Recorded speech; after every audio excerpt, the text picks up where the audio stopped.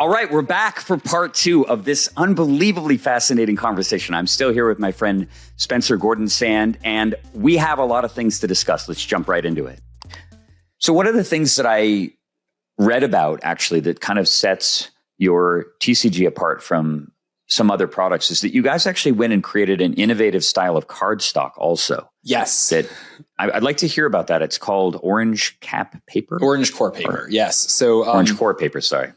Well, we had this very interesting experience of like sourcing paper, right? So one of the things that has always been a goal for this company is like, so Vibes TCG is our flagship product, right? But our goal and a lot of what we do is actually like use this to demonstrate our capabilities and way over solve certain problems and use the way over solvedness of the problems to then go and solve these problems for other people, because I can't imagine we're the only people facing them. And one of the unique and interesting problems you have when you print a TCG is sourcing paper for it. Now, as you know, a savvy collector might know, Magic and a lot of major games use blue core paper.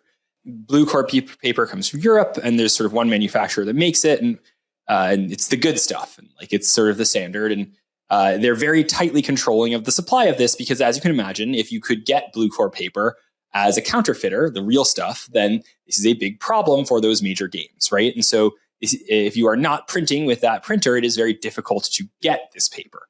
Now, when you go to China, there is lots of blue core available to you. However, the blue core available in China is not exactly the good stuff. It's not the same thing that Magic is printed on. As a matter of fact, this paper is so hard to get that even Pokemon in China is not printed on like the real blue core. It is printed on this different product that's manufactured in China.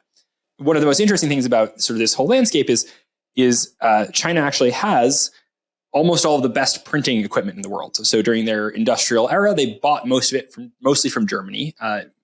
Trading cards are printed on a very not common type of printing. So when you think about printing, you think your printer goes zoot, zoot, zoot, zoot, zoot. This is not how cards are printed. Cards are printed with giant metal plates that go funk, funk, funk, funk, funk. Interesting, actually, like currency. Yeah. Yeah. So actually the company that prints Magic, Cardamundi, is primarily a currency printer. One of the things that we did was we said, okay, I think the right place to manufacture and print our products is China. They have better equipment. Even you look at a lot of the games that are printed elsewhere, and like they're just not very consistent because they don't have the newest machinery. And it's not like there's been huge leaps and bounds of changes in how printing presses are made, and they're not really making more of them. But it does matter. And so we kind of leaned into this idea of, could we make cards in China that were to Western standards? Because to our knowledge, there hadn't really been people doing that. There's a lot of cards that come out of China, but they're not really, you can feel immediately they don't feel right and all this sort of stuff. And so we said, hey, and one of the other things that we found out was, okay, even if you can source the really good blue core, like if Magic the Gathering comes to the manufacturer blue core and says, hey, well, Final Fantasy just did great, and we're going to do 10x the production run that we've ever done next time, and it's the Pokemon 30th anniversary as it is this year, and they said, great, we're selling more than we've ever sold in our whole life, we need blue core. And then you as an indie publisher come to them and say, please, sir, may I have some blue core? Guess who gets the blue core? It's not you, the indie of course, publisher. their big client. Right. And so well, we said, okay, not only could we make our own paper that was to that standard, and also, is there things that we can improve slightly, right? And what matters about paper for a TCG is when you shuffle it, like how much does it retain bend memory? So like for our cards, right, a big thing that we think about is like when you bend it, does it bend back? Like it needs to be at least as good as Magic, if not better, right? Another thing is like the thickness, right, the consistency of it. But then another thing, which is very interesting, is because blue core is such a standard in the industry, there's a lot of counterfeit blue core. Most of the counterfeiting facilities either use black core paper, blue core paper. But one of the things that you can do with any trading card, right, if you shine a light through it, is you can see what color the core is. And so if you shine a light through any orange core paper, it is orange.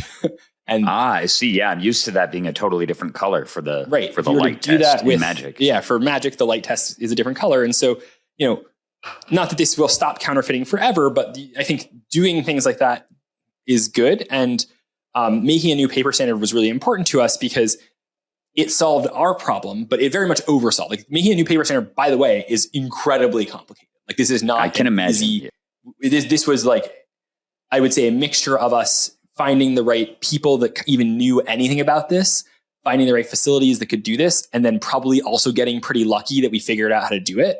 But like, of all the steps we did, this is one of the most complicated. But we made a paper that I think, is as good as not better than what Magic is printed on, which is not true for other games which is not an easy thing to find, right? It's almost basically impossible to find outside of like making it ourselves. And now we are a manufacturer of it. And we're actually, there's a couple of upcoming games which we are providing paper to because they also ran into this problem, right? Yeah, I was just about to ask you, it seems like you have clearly you've got the CapEx at this point to actually become a publisher, to publish other people's games on this superior Orange Core product. Well, and I joke that I'm sort of on my Dunder Mifflin arc because like what we are able to do for companies is like, there are some people that we just sell paper to, right? They just buy our paper. They have their own printers. Like we are just literally a paper salesman for them.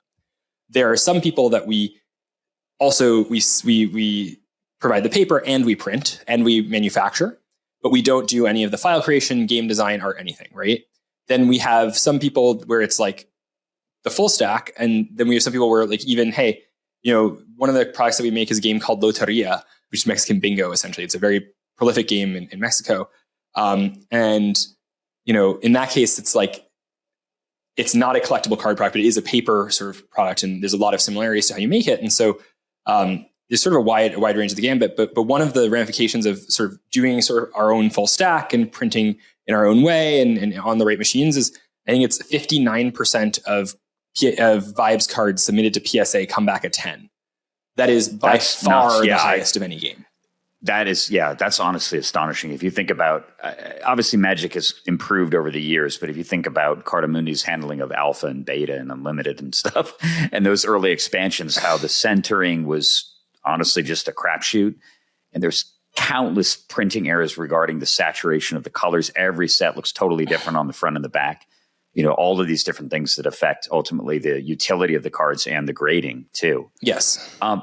I'm curious about a couple of things. Actually, before I ask this question, though, I do recall you told me this hilarious thing that happened quite early on in the process of when you were trying to get your first few sets printed. Yes. And how you had to go resolve this crazy thing that happened related to, I guess, your alpha print run or something with Vibes. Can you remind me of that story? So there's a couple of really crazy things that have happened. We've gotten so much better. So when I look back, when we started this journey to now, like there's just like a lot of things that we learned. And there's a few kind of funny ones, right? And the story I'm about to tell is a factory that we quite obviously don't work with anymore. So one of the funny things about this is like, so there's a few things. So printing presses are incredibly expensive, right? Like a printing press, the type of which you might print this kind of product on, is like a $10 million machine that you have to put in a factory and run. And like to own a machine like that, you should probably be running it all the time. And so like, it doesn't make sense for us to own them. But what we found out that's very interesting is this. So when the Chinese factories acquired the printing presses from mainly Germany, they buy the $10 million printing press and the German people go and they say, hey, for $100,000 more, we will fly out the world's preeminent expert in using this machinery and we will teach you how to use it. And exactly 0% of the time does the Chinese factory pay the $100,000. So you'll show up to these factories. Just going to wing it. and what we figured out how to do is like, okay, we need to find a factory that like has this machine, right? Because all the trading card factories are price gouged, but like the other people have this machine, like, and there's no reason we need to be at a trading card factory. Like, let's go find where these machines exist, right? And maybe are being underutilized or whatever. And so we found them, and we were there. I'm like, I've seen cards printed off of this model before of machine, but like, why are yours so fuzzy? Why are yours so fuzzy? And we figured out that we should just bring in our own expert. And he's like, oh, they're just uploading the wrong file format. That was it. That's it, right? And it's so crazy. So there's all these crazy things. Another funny one was how many of the cards did they print that were blurry?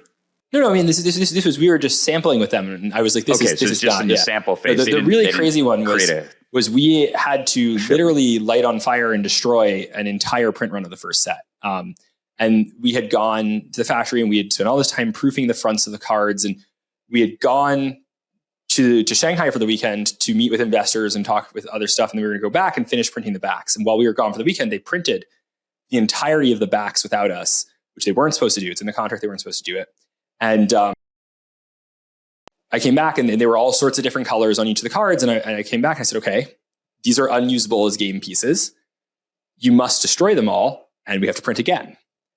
And there was a lot of yelling in Chinese, and there was a lot of slamming of doors and all sorts of stuff. And, these factories are not in like big cities, right? So we're sort of constrained by like our factory man. And my co-founder speaks Chinese and is based in Shanghai. And so like he's very helpful when we were there. But like, we don't really have a way of getting around other than our factory representative like takes us to dinner and things. And so, there's yelling and whatever. And there's slamming of doors. And I'm like, no, like, you don't understand. Like, throw it all out. Like, this is like, literally like 7 tons of paper, right? Just destroy it. It's insane. This is unusable. And also it can't exist, right? Because like, this is an entire print run of like, it's very problematic. So like, we must literally destroy it, right? It's very interesting, just to interject, that I think that knowing the way that the secondary market works, that did you have a summer magic moment at that point? No, but that was flashing in my head. I was like, oh my God, this is going to be Summer Edgar at some point, and someone's going to own this giant chunk of it, and it's going to crash. It's just going to be a problem, right? Yeah, and like a lot of people would have been like, hey, let's just throw it in a warehouse somewhere. Let's put it in a bank vault or something. You just must. Why do you have to destroy it? Explain. Well, because this was first edition, right? There's a first edition stamp on the card. And when you release first edition, you say, we're never releasing first edition again. You can't release first edition again. This is like a problem, right? So you must destroy it. We go to dinner with them, and in Chinese like business culture, there's a lot of drinking. And our factory rep pulls a bottle of Baijiu, which is very high proof Chinese like rice liquor, puts it on the table and takes out like Erlenmeyer or graduated cylinder flasks with milliliter markings and pours half the bottle for me and half the bottle for him. Which, oh my God, I used to, like there's a lot of tricks to get out of drinking of things, but this really gets around a lot of this enforces the, like, you must drink this. And so like many of my Asia business drinking tricks did not work here. And this was my do I want to be drinking half a bottle of Baijiu? No, but I will do whatever it takes to get this done. And, to get the printing done correctly. And I thought it was important to me because I think it set a good tone in our company of like, no, we actually have these standards, and I don't care if we have to light on fire 7 tons of paper. Like, we are sticking to the standards, right? We do not release products that are not quality, right? Because there's always some discussion of like, oh, well, like, is it such a big problem, right? Like, but this is not the right approach in my mind. And I'm very strict with my team about this. Like, we don't do that, right? And so, but anyway, so then it finishes, and he says, okay, would you like? He's like, do you want more? I was like, no. He said, oh, half a bottle more? So then we drank. And so now it's my God, 3 a.m. I am. How fucked up did you get? Unbelievably. Right. And it's literally it's like 3:30 in the morning. And we step outside of this, like, hole in the wall establishment in like a small town in China where this factory is. And he embraces me, he hugs me, he gives me, he said, brother, like, we will reprint tomorrow. I will see you at the factory at 8 a.m. Amazing. And so I take a 30-minute car ride back to, we get the DD or whatever, back to the hotel. 30-minute car. So I sleep for 3 hours. I wake up and I'm like, I am still drunk in the morning, right? Like, there's no worse. Because it's like 3 hours later, right? I arrive at the factory and he's there all bushy-eyed, like, oh, ready to go. How? And it's just funny. It's just like, that's what it takes. And so, I've talked to a lot of people who like try and print games, and I had this terrible experience trying to print it in China. And it's like, well, did you go there? Like, did you do the whole thing? Like, do you have a team that, and like, we no longer work with that factory because of this. We have much better setups now, which we've figured out, and I'm very grateful for. But like, the funny thing about China, I learned this actually at a fencing equipment company that I used to work for. Like, we made bags for fencing, and it's like, people often associate China with like low quality stuff. And yes, a lot of low quality stuff comes out of China. However, also the highest quality stuff also comes out of China. And it's like, you have to figure out how to, in the right way, demand, and there's this push and pull, and like get the things that you need to get done, and really drive home what the things that matter are, and not leave anything up for interpretation. Because the funny thing about these factories is any place where there's ambiguity, they won't ask, and they will solve the ambiguity exactly wrong. Right. And it's because there's a mentality there of just like, get stuff done. They just keep it going, keep it moving, like just push it through. Makes sense. There's one of the things is like, and this is my argument, was like, I think it's very valuable in this. There's this incredible like collectibles bull market, like crazy run happening right now of like, Pokemon's 30th anniversary. You see all sorts of new TCGs coming out, all these kind of things. It's like, okay, the whole play of our company is like be pickaxes and shovels, and like have this solved in a way where like, if you want to just waltz into China and manufacture trading cards, like, good luck. If you want to make your own paper, like, go for it. You will, like, we have a couple of clients that came to us that were like, they came to us and like, no, we're going to go direct to the factory, like, screw you guys. And then they came back to us after their first print run and said, never mind, please fix everything. And like, this is a very common thing because, you know, you run into all of these types of issues, but a lot of very funny, like China manufacturing stories. But the net of all of them is like, you just get a lot better at this. And like half of my company is based there. And what we have figured out is like, you don't necessarily need to own the factory, right? As a matter of fact, like owning the factory is often a bad thing because like you see this where like, you know, the factories for the American that produce in America, like if you look at like, for example, like Topps' cards or like, they don't like, that is a factory from like the 70s, right? Like there is better technology than what they had. Right.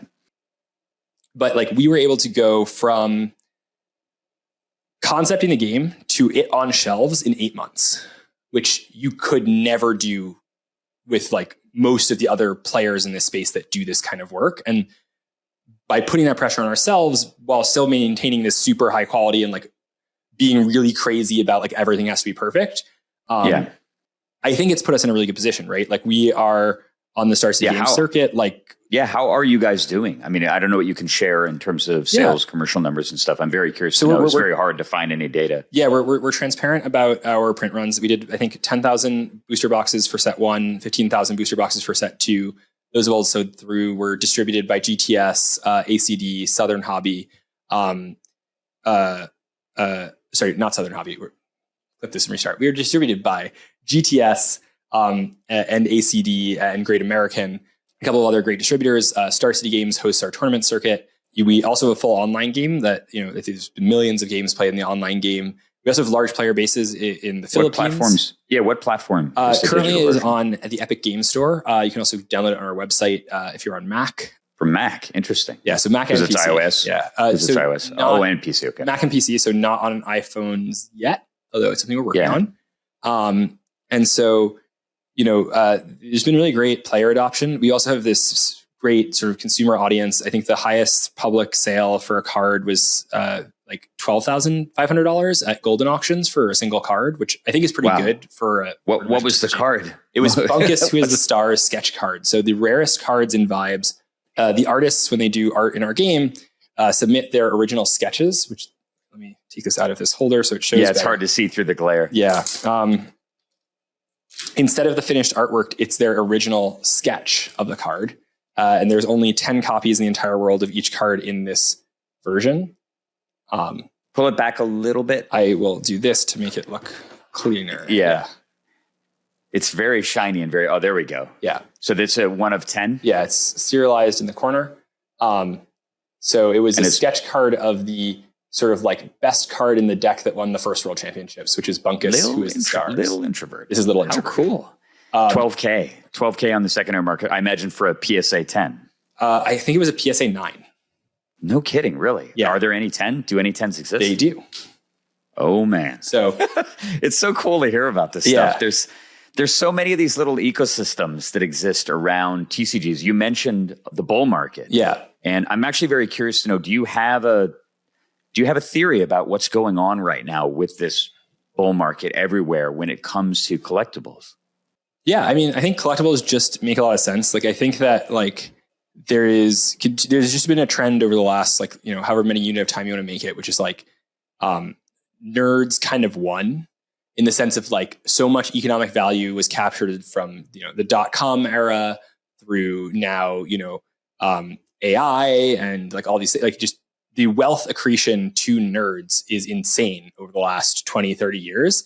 And nerds like collectibles. And so therefore, like the price of collectibles goes up because, you know, there's this huge effect of like nostalgia too. Like you can't rebuy your childhood, but you can rebuy the things you wanted when you were younger. So true. And so yes, like, exactly, you know, people are collecting collectibles. It very interestingly, like, you know, when I think about, say, Pokemon, like I think about, you know, kids, but really that's not who, I mean, there's no explanation of what's going on with Pokemon by its growth in children. Matter of fact, Pokemon is probably at an all-time low in terms of its relevance to like young kids, right? It is really this 25 to 35 plus. Yes, Logan Paul, honestly, I think is a big part of that. Yeah. And, you know, I think collectibles are really, really great and interesting. I think people are also, affordable luxury is on the rise. So one thing I think is a big shift is, you know, millennials and Gen Z don't save for buying a house. Back in the day, like, you know, you would save money because you were trying to buy a house. But now houses are so expensive that that's not even a thing that you're trying to do anymore. And so I actually think that there's more disposable income. One of the trends that I track really closely is luxury goods. So the average age of consumers for Gucci, Louis Vuitton, all the like luxury houses has gone down by 1 year every year for the last 20 years, which is a crazy change. Astonishing. And the average purchase size has also gone down. It's only a couple $100. And so what you see is there's this category of like affordable luxury, which is like in this like, you know, 50, 100 to 200 to even $300 price range, like where there actually is a lot more consumer spend, especially amongst younger people. And I think that that's like a category that really benefits collectibles. I also think you see just like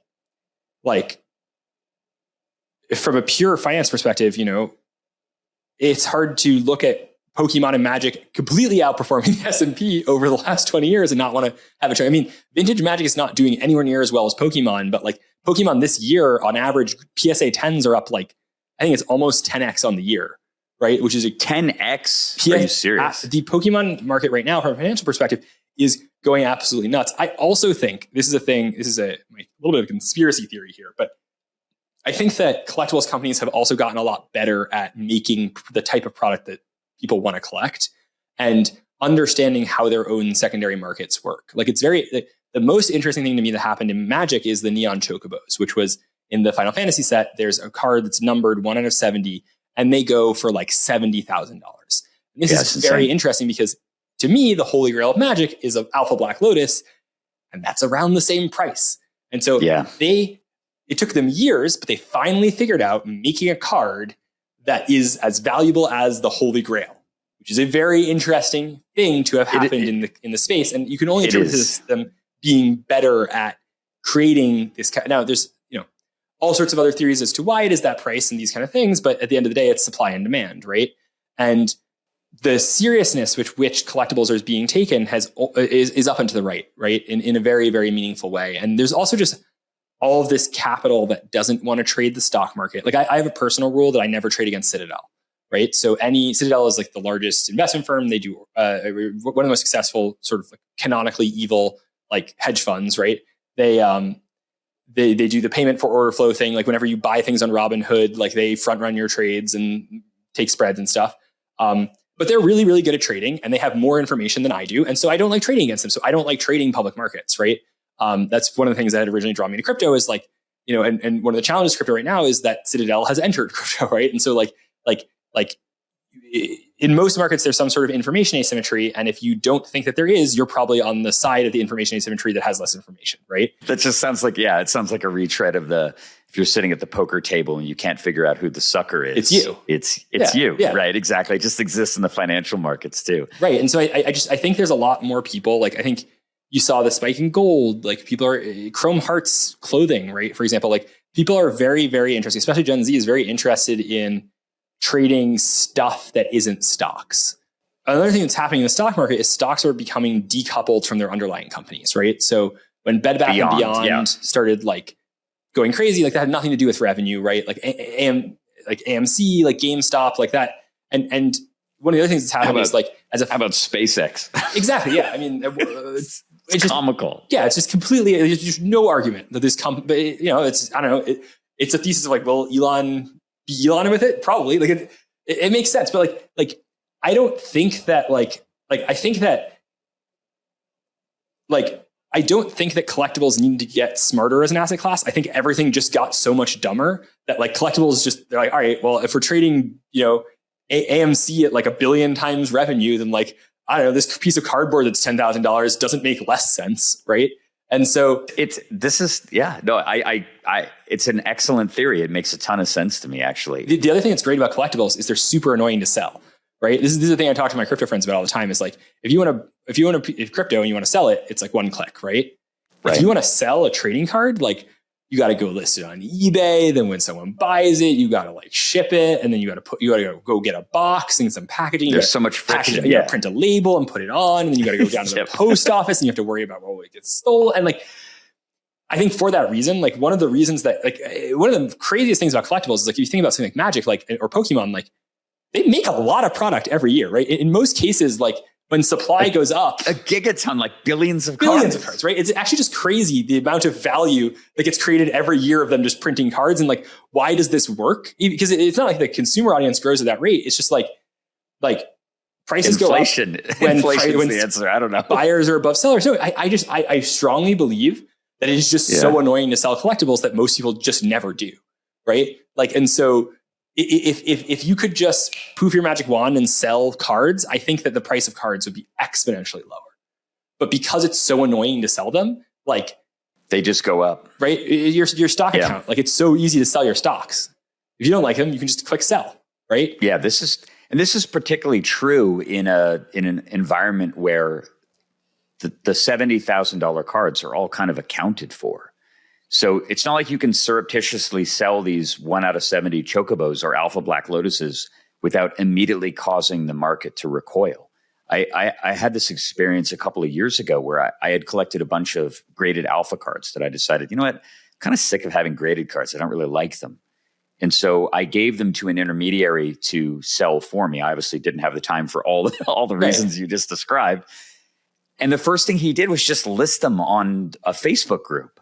Like 80 alpha graded cards, Moxes and dual lands and everything. And I got so many messages from people in the secondary market that are like, Brian, what the hell are you doing? Yeah. What the hell are you doing? You can't do this. We have a pact. Nobody sells anything. And the number just goes up. You know, we sell to a few high net worth individuals that are just gradually consolidating all of the alpha and beta print runs, basically. And outside of that, we don't just throw a bunch of things onto the secondary market.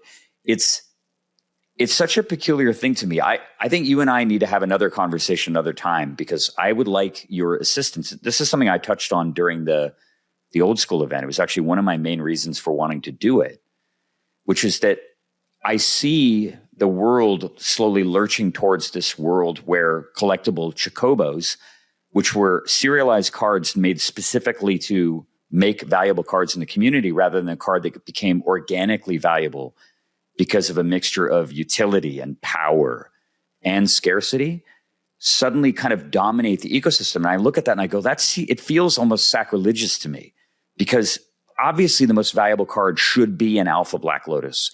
And Alpha Ancestral Recall, the best card ever printed, should be more valuable than a Chocobo. Why is it worth a fifth of the price now or something? What's really going on here? To me, there's a sacredness to all of this stuff. There's a sanctity to it. And I feel like as someone who's been a part of the Magic community for over 30 years, and it's forged my entire present and the present of millions of other people, that its first edition should be treated and entreated in a different way. And so one of my kind of longer term goals is trying to restore that mythos to a younger generation. You seem like you really have a very good understanding of this. So I look forward to kind of following up with you as an idea about, where we could go with that and how, I mean, I don't want to call up Logan Paul and be like, hey, Logan, I need you to go and start shilling for Alpha Black Lotuses. It just feels like bullshit. There's got to be some other way. Well, I think it just needs to be cool, right? Like I think one of the this is the thing I think a lot about is like one of the other funny phenomena is like Gen Z is not really collectors. Gen Z, however, is very active market makers to the millennial collectors. And so like one of my team members who's Gen Z, I was talking to him and he buys tons of Pokemon cards to sell to millennials on Facebook groups because he's trying to like go and get, and it's sort of this whole cadre of people. One of the other things that's actually very interesting about this genre of folk is like there was for a whole bunch of years, a lot of people whose full-time job was buying and selling sneakers. And in the last 2 to 5 years, the sneaker market has completely crashed, mainly because Nike shoes have just completely crashed to the point where there is not money in the sneaker game kind of at all right now. And a lot of those people... Can I tell you a very funny story about sneakers real quick? A couple of years ago, I think it might have been 2022 or 2023, I woke up one morning, opened up my iPad and saw an article that Kanye West had gone full Nazi. Mm-hmm. That he had gone on Alex Jones's show wearing a hood and espoused love for Hitler. And I knew that would constitute a bridge too far with Adidas, who was making all the Yeezy shoes. They're a German company, apparently. Right. And so I immediately spent some I think 5 figures amount acquiring Yeezys as fast as possible, speculating that Adidas would surely cancel all of the Yeezy contracts and that they would immediately go out of print and be worth 5 or 10x because people were bonkers for sneakers and collectibles. My timing was atrocious. I still have all of these dumb things. And I think each one of them has lost at least half of its value since then.